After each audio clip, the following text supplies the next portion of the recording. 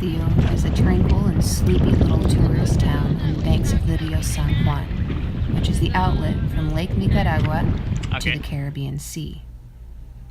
There is a dock that was built in the days of the Spanish and continues to be maintained as the main port and entry to the town, which lies on the banks of the river.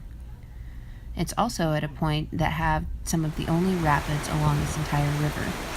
Dramatically called Portaje del Diablo, we found them to be little more than a small set of ripples.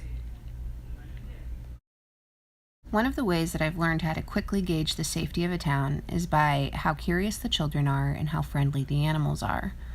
By those standards, and based on 2 days of experience, El Castillo was very safe.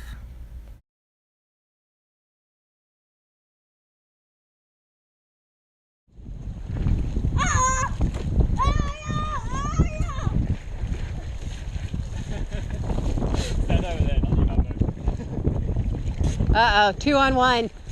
You've given him a mutual enemy. We spent a lovely afternoon exploring the town, looking at the shops and buildings, and gathering the information that we would need for the kayaking journey that we proposed going forward. We then made our way up the hill which overlooked the bend in the river. It is the site of a Spanish fort, which was used for the defense of the river during the time of the Spanish holding the region. It now is also a museum, which has information both in English and Spanish, and many artifacts from the days when the Spanish army battled the English pirates who attempted to come up the river to take the area.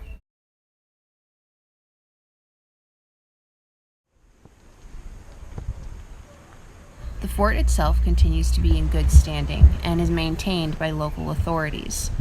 It also continues to hold the main value that it had for the defensive purposes, which is a sweeping view of the river in this particular bend. Fortunately, that also serves for a tourist's perspective of wanting to get a great view of the area.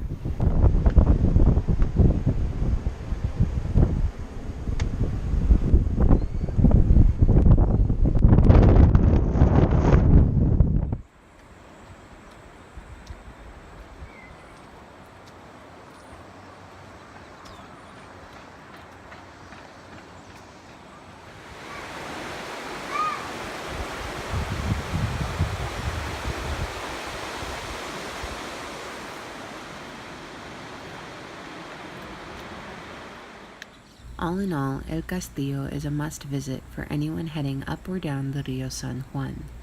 It's also a great place to rest, as there is a lot of history, many good people, and some really good food to try.